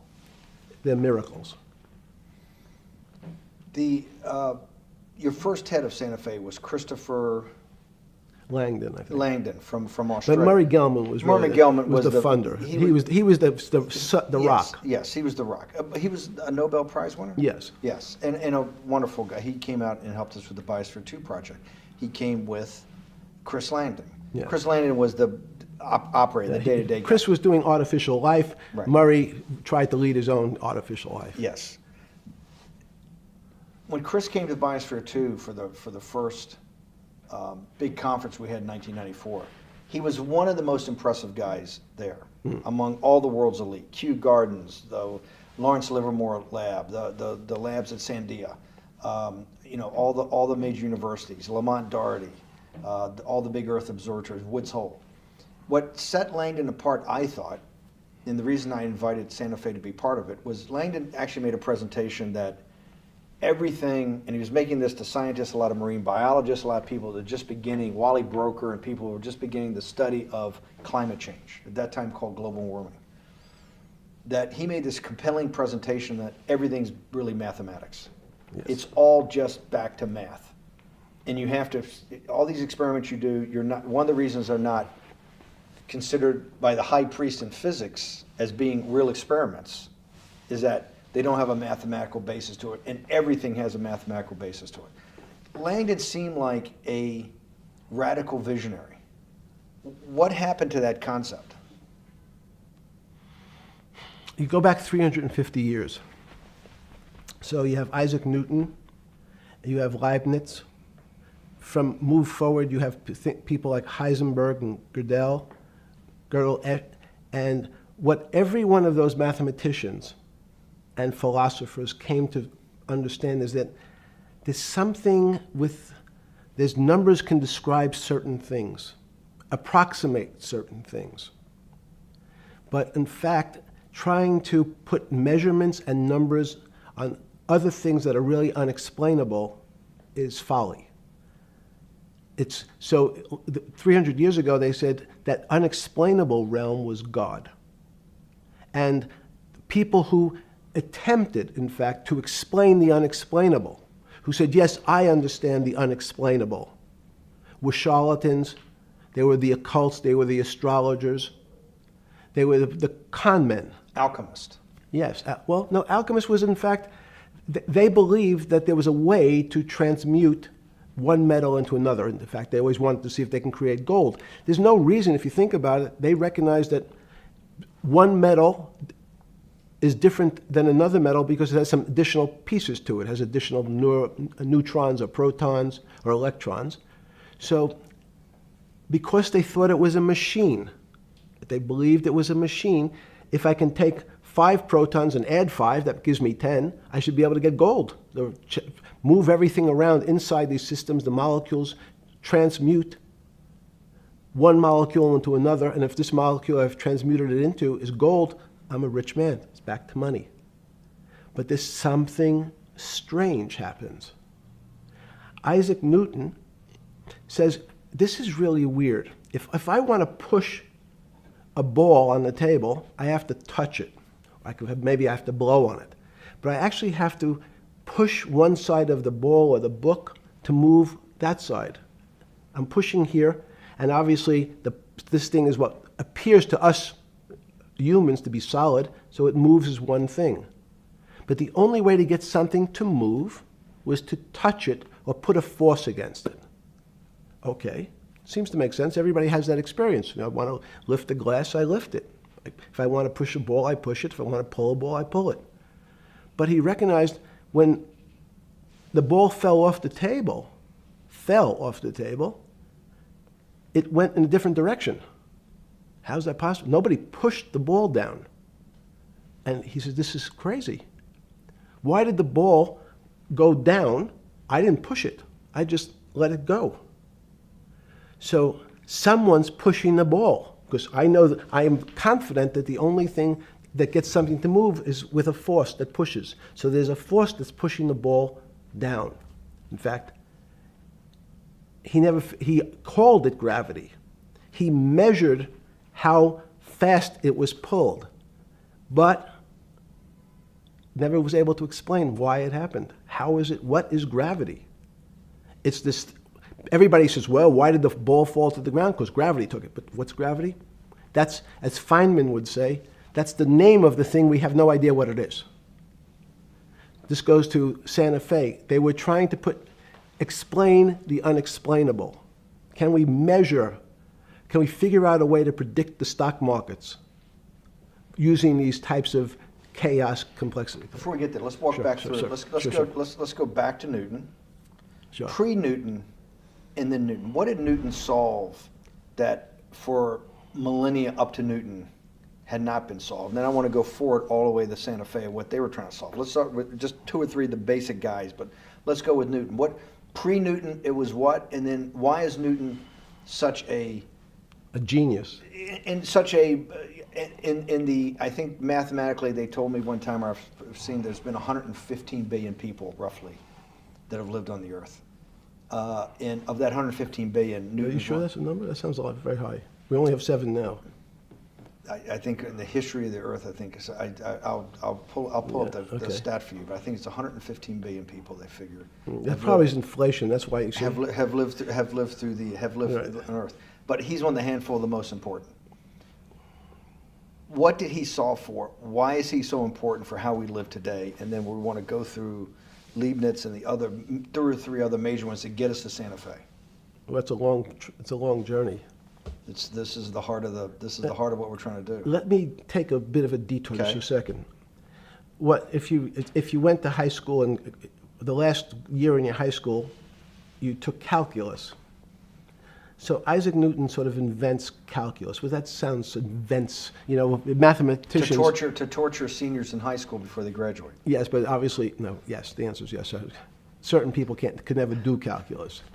Why is that? Why is calculus why is that the dividing line between, to me, people who can handle that and can go on to do certain things, and people just hit the wall, even if they know math? It seems to me that there's that calculus is the thing that changes. It bridges. That's because it's about the theory of change and the theory of how things change. It's a great question. But in fact, what calculus does is it's somewhat philosophical. That's why mathematics Newton wasn't a mathematician, he was called a geometer. That's what they used to call themselves. They understood geometry and numbers. But there's an old conundrum where it says, during Pythagoras' days, Zeno's paradox it's called, where they said, well, if the wall is 2 feet away from me, and I take one step that's halfway to the wall, that'll be 1 foot away. And if I take another step that's half again, that'll be half a foot away, and then a quarter of a foot. I could walk forever but never touch the wall. Doesn't sound realistic, doesn't make any sense in our real lives of the physical. But what Newton understood is many problems were like that. Many things approached the wall, or in calculus, approached the limit, but never really reached it. So he said, it's okay, you don't have to reach it. We can do lots of the mathematics as if it was so close, it was almost there. And we could do lots of mathematics almost being at the limit. And this is really important, Steve, for today. Because most of the science up until today was things that are starting to approach the limit. You were taught in high school that if you had 1 divided by 0, if you remember your high school algebra, you were told, what's the answer to that? Is there an answer to 1 divided by 0? No, if you were in high school, I'd say, stay away from it. It's the boogeyman. You could write it down as it's undefined. It's not able to be determined. There's a bunch of things. But in fact, 1 divided by 0 is a strange things happen. It's a world of the strange. And what I'll explain to you after is that when you get 1 divided by 0, you get into a world we don't know what happens. The answer is it's not explainable. We can call it things like undetermined. We can have a convention to say it's X, Y, or Z. But in real life, we don't know what happens when you are actually at the limit. So Newton thought the same concept is that the limits were God. You got close to God, but you could never be God. He had this sort of religious interpretation. Okay, I want to go back to Newton. Why is Newton such a big dividing line in mankind's history? What is it about Newton? What is it about what he tried to solve? What did they not know beforehand? And because we live to a degree in a Newtonian universe, although I realized later subparticle atomic physics, but at least for a while it was Newtonian. So what's the dividing line? Why is he so important? Why is he an inflection point in mankind's movement from the swamp to the stars? It's a great question. Stars were by Kepler. What Newton starts to allow us to do is to make accurate predictions. Remember that we've talked about that with money, about the things in our physical world, how cars, he didn't have cars, how horse carriages moved, how bowling balls moved, how pool cues and pool table balls. Had people tried to solve that before Newton? Had Many, people many. tried it? Heraclitus or Plotinus, Pythagoras, had these greats that we hear about, had they tried to solve the same problem? Not the same problem. They tried to again, what Pythagoras does, he starts to figure out this relationships in triangles. For example, everyone knows the a squared plus b squared is equal to c squared. That Pythagorean theorem, which is basically says these shapes in a triangle, each side of the triangle has a fixed relationship with the other two sides. That's strange. He knew, again, but it was all numbers. This was a system of things in the physical world, and Pythagoras says we can start putting numbers on things that help you predict how they will behave. You can add two triangles and make a square, some different shapes. They were looking at geometric forms. Newton says, well, I want to know how planets move. I want to know how things around me move. Can we find formulas? Can I find formulas that explain what I see in the physical world, how physical things interact and how they describe one another? Again, the fact that two things, two solid masses, for some very strange, unknown reason, unknown today, attract one another, no matter what they are. People have seen the experiment. You hang something, two little metal balls from a string, they move towards each other. In fact, they move towards each other was very specific. So when you drop the ball to the floor of this room, Newton says, in fact, the room came up a bit to meet the ball. The room moved. It's imperceptible. You can't really perceive that motion, but they attracted each other with certain ratios. So he started to be able to measure things in the physical world. And that was great advances. It also, now you wanted to move very quickly. Unfortunately, most people, especially in the 20th century, 19th century, said, well, like Newton, let's measure everything. Let's measure people's behavior. Let's measure their psychology. Let's measure their health. You go to we could have my blood test. Let's measure everything. We measure Wall Street. Their voting habits. Measure, measure, measure. Can we put a number on how much I care for my wife? Can I put a number on how I feel? And we tried, unfortunately, we try to mathematize the finer things in life, and then recognize that there's things that, unfortunately, just fall outside. Schrodinger wrote a very famous book about what is life. He was trying to figure out a way, can he describe the difference formulaically between things that are alive and things that are dead? The answer is no. The things that are alive in my world are miracles, not magic. Magic has a bad connotation, trying to hide things. You don't believe in the spirit or the soul? That's what animates people, is your spirit or your soul. That's No. Have you ever seen someone die? When they die, their spirit leaves. Their soul leaves, no question. So in There's fact, no question to you about no that. question. There's no question to you that there is some animating life force within us that leaves when you're dead.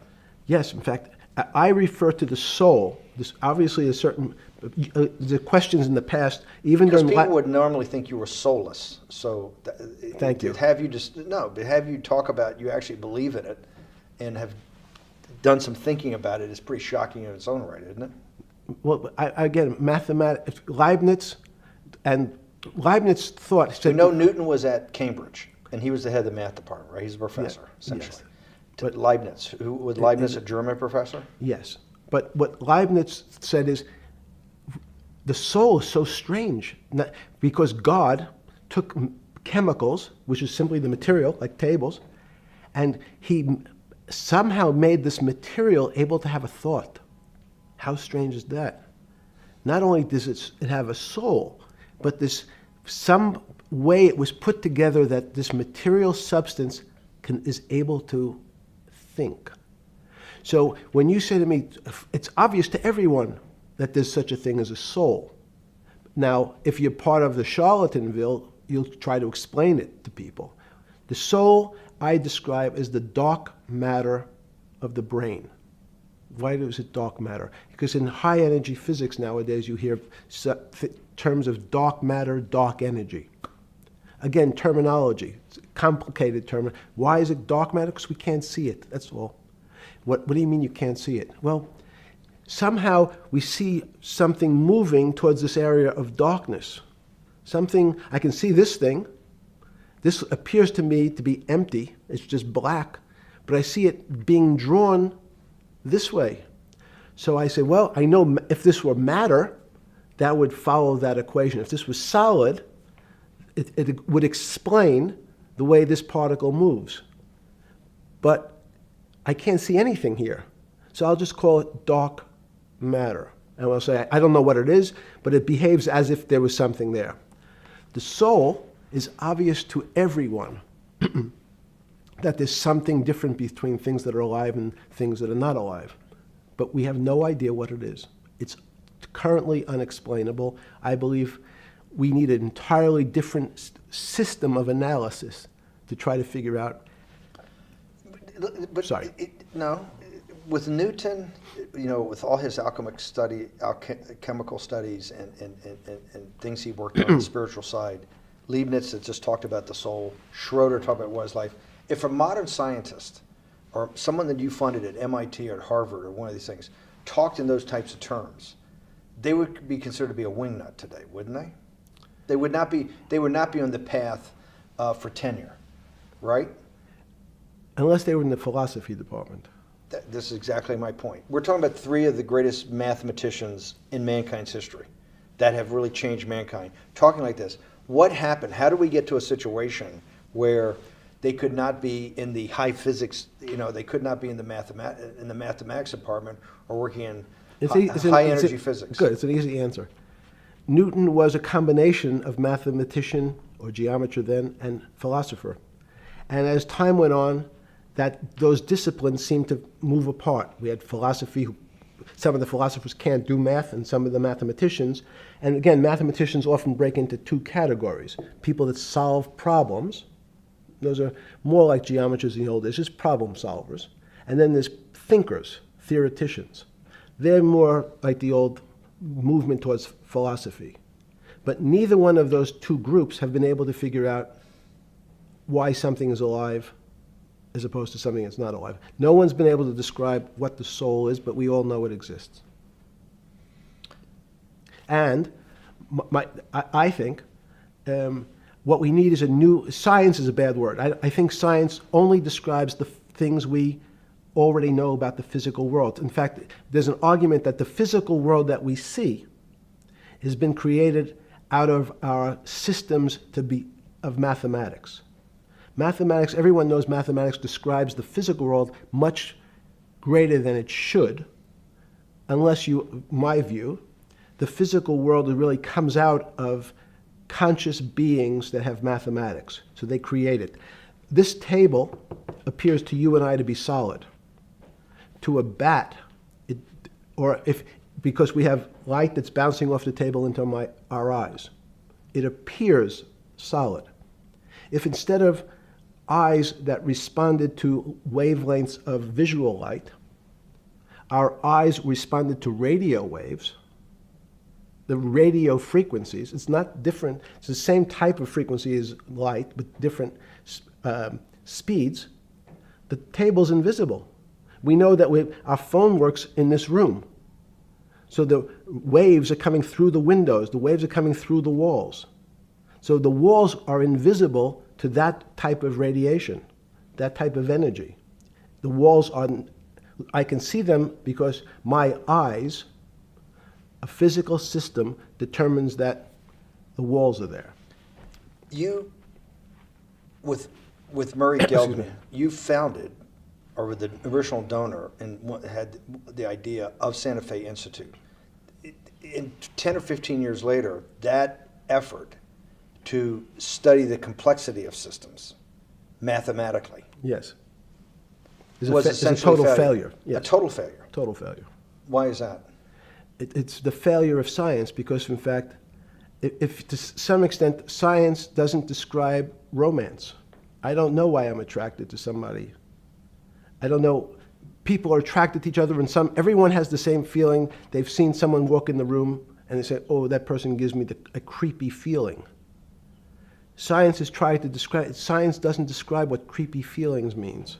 They just know it's a creepy feeling. I think women as I said the last time, have an intuitive sense. What is intuitive? They have intuition, they have feelings, and they're able to deal in the realm of things that men, especially men like myself, find unexplainable.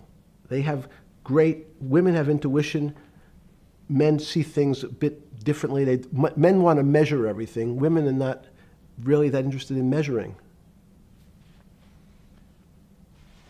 In what you're saying in macro terms, you actually think science, mathematics, maybe ultimately technology is moving to that more intuitive.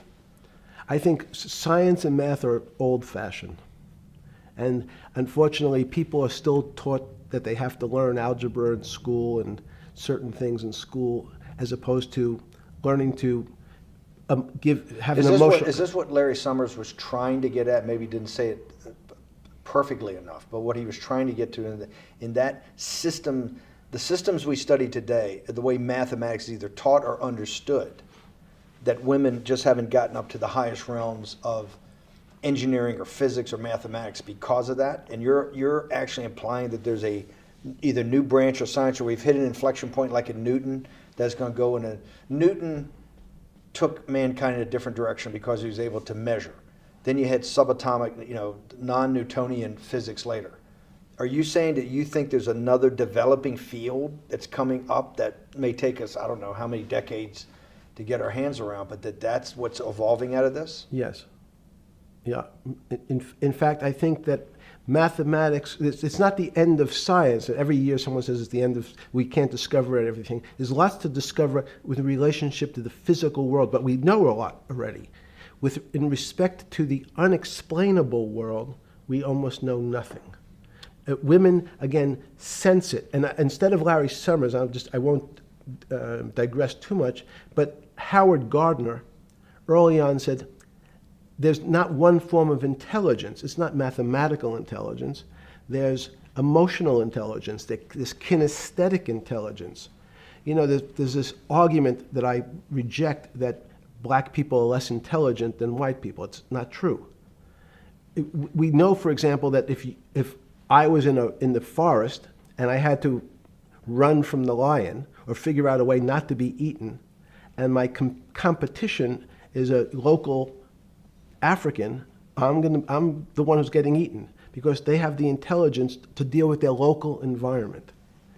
So it's just different. It's not better, it's not worse, but there's many differences amongst different types of people. And so people have different intelligences, and they excel in some intelligences usually, and less so in others. When did it come to, because the world of high finance is a world of pure reason, or is it a lot of emotion and gut checks and on trading desk and central banks when these decisions get made? Is it that high church, like the high church of science of high energy physics, or is it as much emotion that comes in as much as the mathematics and the reason? It's a great question. I think if you talk to really experienced and successful traders, and you ask them how they know what's going on, they can't give you an answer. They don't know. They feel it. They can feel the way the market's moving. They can feel the way the stock's moving. And that these are not very well-defined terms. It's difficult to put in mathematics terms, how did I feel it? You could look back and make guesses what I was seeing. But great traders feel it and then act on their feelings. That's the difference. Many people feel it but are afraid because they want a mathematical justification before they take that next step. When you first got on the trading desk at Bear Stearns in the late 70s or mid 70s, were you shocked by how little actual understanding of mathematics that the traders comprehended? Yeah, well, again, we had a Texas Instrument calculator. Most stockbrokers, especially before 1975, if they were good stockbrokers, could add. That's about it. They could multiply. If you could multiply, you were already in the top 15% of stockbrokers. Stockbrokers simply meant there's a story. When I went to the first person, I had no money. And I said, how much money do you make a year? And he said, $400,000. I said, impossible. I'm making $10,000. That's probably more than your family had made in its entire existence. Yes. And he makes that in a year. I said, what do you do? And he said, it's too complicated for you to understand, which is what the main thrust of Wall Street people, they want to tell you it's too complicated. Because if you understood that that person was simply, he had a brother-in-law, in fact, in this case, who ran the pension fund at General Motors. His brother-in-law would call him and say, buy 1,000 IBM. He'd hang up the phone, he'd write it out on a ticket and walk it to a window. That was his entire skill set. Hello, write what my brother-in-law says, walk it to a ticket window. Give me an example when you were on the trading desk in the early days of Bear Stearns of a time that you felt either complete uncertainty or you saw total panic, where something was happening that people couldn't foretell and that they were like in an airplane cockpit where it's going wrong. Walk us through that. In 1978, I think it was, across the news wires, there had been a collapse of the currency in Thailand. On the other side of the world, had no relationship to me. I wasn't sure where Thailand was. But the fact that a currency, a country's money, had all of a sudden dropped tremendously in value affected the rest of the world's markets. And people panicked because they'd never seen that before. A very small part of a very complex system had a shock throughout the whole system. So prices on Park Avenue apartments, the bond markets, the stock markets, every started to gyrate.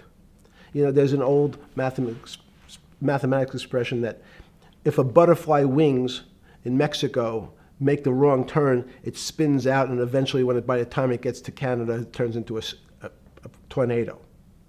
So these are part of complex systems. So yeah, Wall Street in certain parts. Santa Fe Institute was supposed to actually come up with a formula for that, for the butterfly wings. Why in 15 years did you reach the end of at least that experiment? Every attempt to, that's why it's so exciting now, because I think certain people are starting to realize that there's so many things that are unexplainable that we have to think about them differently. Music is a great example. It's a common man's example. You know when you hear a certain song, it makes you feel a certain way. How does it do that? We don't know. We can't mathematize it. And even that music, Steve, nowadays we compress music. When you have a violin, it's compressed onto your iPhone. So what does compression mean? I'm taking lots of information and I'm cutting it into lots of pieces and squishing it together. And when I squish it or compress it, I have to take out lots of pieces, but I say that they're not very important pieces. It's those pieces that we take out when we compress data, to me, are the most interesting parts of life. You just said a while ago, part of this new search for science may go back to when people were actually talking about a soul, and you said there's no doubt in your mind that there is a soul. Describe for me what you mean by that. What do you mean by soul? What do you mean soul different than the physical analog body that we're seeing on film right now? It's difficult to describe in words. I mean, I'm not a poet. Poems get a little closer to what that really means. But even the concept of what is life becomes complicated when you deal with plants and seeds. Is a seed alive? I don't know. Certain people would say, no, it's dead. When you're a banana, one of my favorite examples is the banana that's sitting on the countertop in your kitchen today. Is it alive or dead? What do you think about human life? What is human? Tell me about human life. But your banana is alive. That banana is breathing. It's on your. You say that's impossible, Jeffrey. No, it's not. Is the banana conscious? All these words. These are words. So everyone's trying to fit a very complicated concepts into a very small box called conscious or alive. These don't fit in that way. So if you put your banana in a bag and put another fruit in with it, the fruit ripens faster because the banana breathes with it. We don't understand most of those things. So you asked the big question. Sorry. You talk about the life. What about human life? What about it? Tell me what do you think? What do you think human life is? It's a miracle. It's a miracle. And when I say miracle, I can't explain it, and I make no attempt to explain it at the moment. We don't know how to think about it. And anyone, and again, another one of the Feynman quotes when he was talking about quantum physics. He said, anyone, Jeffrey, who says they understand quantum physics and quantum mechanics and quantum behavior, you know they're lying. Let's talk about it. That's post-Newtonian. Talk about what's the difference, who founded quantum mechanics, why is quantum mechanics taking Newtonian physics and taking it to the next level? It forms a much broader category. Let's go back to this desk. You use the thing of Newton using this desk.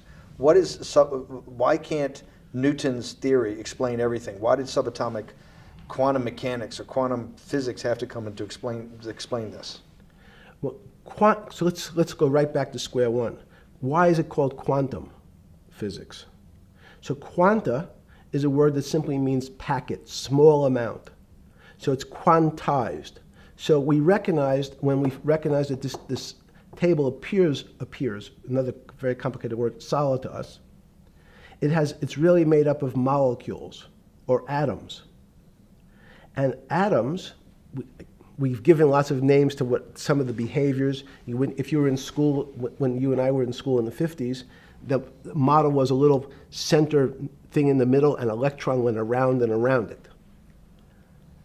It was seen as a ball that went around and around it. And as we started to look at, say, well, let's see what this ball looks like. I want to be able to examine that little thing called an electron.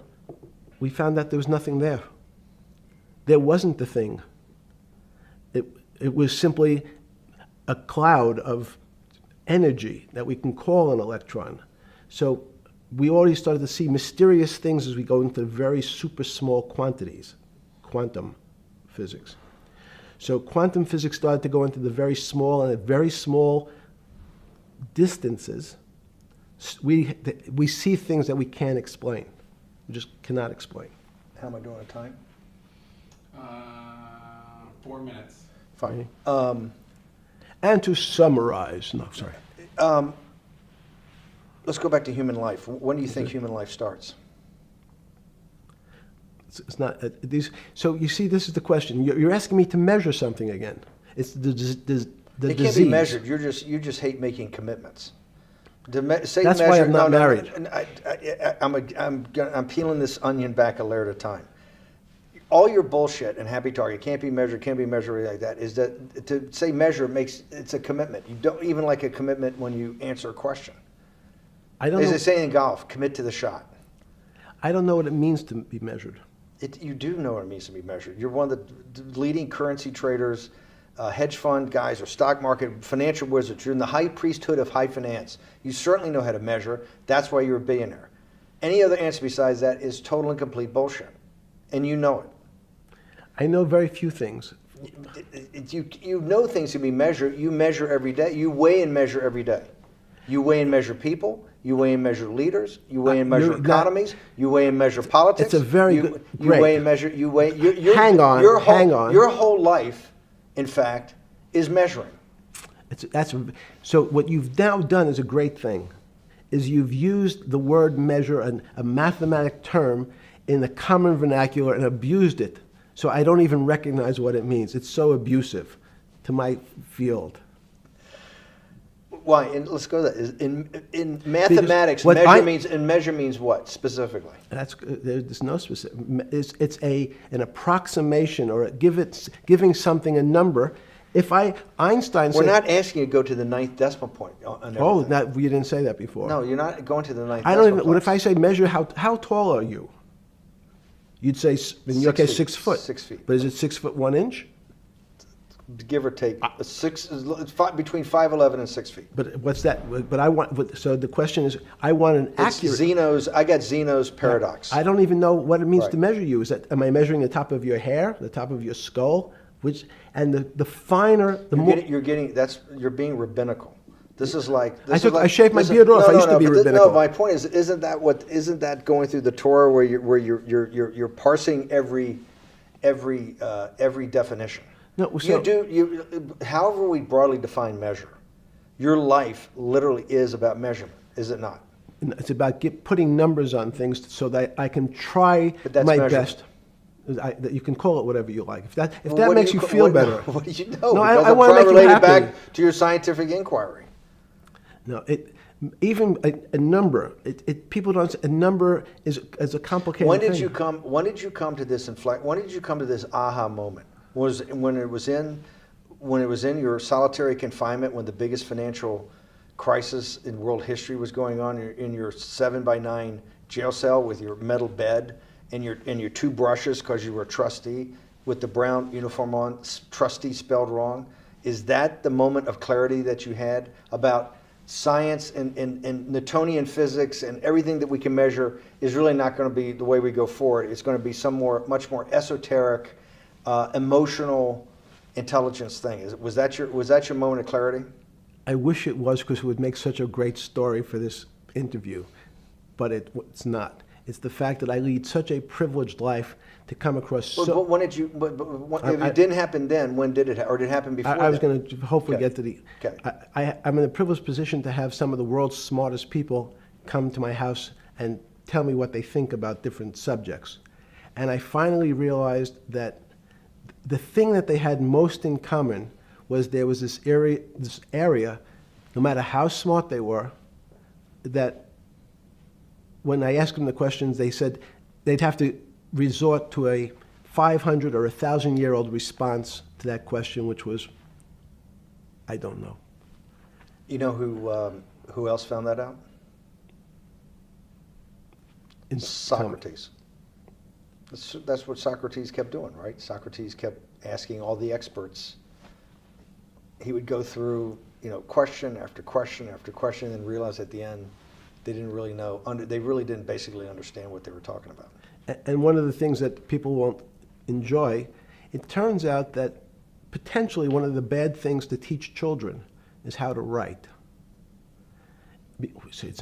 Writing, reading, and arithmetic everyone's supposed to be taught. But writing forces you into a very narrow channel of thinking. You have to write in a certain form, in a certain way, in a certain linear pattern. So your thinking becomes somewhat narrow. The reason I brought up writing is one of the recent discoveries of mine with respect to Socrates, Plato, and Aristotle is they never wrote anything. They spoke, and people around who could write wrote. Socrates could think. So that was. Jesus of Nazareth was the same way, right? Never wrote anything. I thought he was a carpenter. He was a carpenter. Didn't he need like a little carpenter's tonight? I don't want to get that. But at least his written record. Right. One last thing. Sure. Thank you for having me to your house.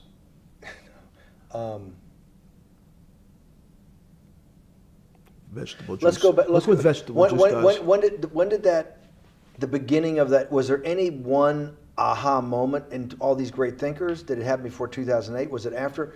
That came up over, I know, many years, but when did you actually realize, hey, something new's got to be developed? Yeah, that's great. Is that because again, I'm privileged enough to have people around me who've given lots of philanthropic gifts to institutions of higher learning, and when I said the impact, how do you judge the impact of your giving? And we sat down and said, no really new ideas have come out. And I realized that, of course, it hasn't come out because we've been looking at using science and mathematics, and it's the wrong tool. It's obvious. Institutions that are set up and try to put forward knowledge and understanding and truth, should they take your money? Derek Bach at Harvard said, taking money for good causes is a good thing. So if Hitler took all the gold out of the teeth of the Jews and said, I want to give this to Heidelberg University to fund the Leibniz chairs so that I can study high energy physics, Derek Bach would say that was fine? Again, these questions are questions where good people on both sides, like your Charlottesville, could differ. I don't know the answer to So, these so questions. tell us the two. Give us the two answers. What the one answer why it shouldn't be, and then the one answer. Derek Bach says, "I'll essentially take cash from anybody because I got so many projects, so many good guys, and this is the way I'll do it. So I'm indifferent to where the cash comes from. Money's money, and if I got good guys, I'm the fiduciary. Says these are good people and this is good research. Okay, I'll take the cash from any source, including you." What's the other argument? Let me give you that. I know in my case, Is your money dirty money? if you live, in my, I just asked a question. Is your money dirty money? no, it's not. So in fact, Why is it so- not dirty money? Because I earned it, a heart. But you earned it. I earned it legally. We went back to this before. You earned Yes. it. You earned it, advising the worst people in the world, right? That do enormous bad things, and just to make more money. So instead of asking me the question, should you take the money? Because I think it's a legitimate question. Do you think it's a legitimate question? Yes, no Why? question. Because I think about, ethics is always a complicated subject, but I can tell you that with the money I gave to help try to eradicate polio in Pakistan and India, instead of asking me whether that money should be given to these children for vaccines, I think you might want to ask their mothers who received the vaccine, who know their child now won't get polio, and ask them if Epstein should have helped these people If we with their walked in, money. if we walked That's in, you're is a that a fair mathematician. You're a mathematician. If we walked into that clinic where they're giving that money out to these people that are in the most dire straits of poverty and sickness, and told them that the money was coming from class 3 sexual predator? Tier 1. Was tier 1's the highest and worst? No, I'm The lowest? I'm the lowest. You're the yes. lowest. Okay, tier 1, you're the lowest. But a criminal. Yes. That the money came from them. What percentage of people do you estimate? I understand you don't like probabilities. Do you estimate would say, "I don't care. I want the money for my children"? I would say everyone said, I want the money for my children. Did they know where the money came from? I think if you See, told them, to- if I told them 100%. the devil Himself. The devil himself said, I'm going to exchange some dollars for your child's life. Do you think you're the devil himself? No, but I do have a good mirror. It's a serious question. Sorry. Do you think you're the devil himself? I don't know. Why would you say that? Because you have all the attributes. You're incredibly smart. You remember the devil is Was somebody the devil knows smart? the devil's brilliant. You read Milton's Paradise Lost. No, the devil scares me. Satan is at the number 1 or 2 archangel, and the reason he goes to hell and leads the rebellion is because he can't be the top guy. And his thing is, I'd rather reign in hell than serve in heaven. I saw that in a movie once called American Dharma. I don't remember who said it. Okay, we have to go. Okay, good. Okay. That was good.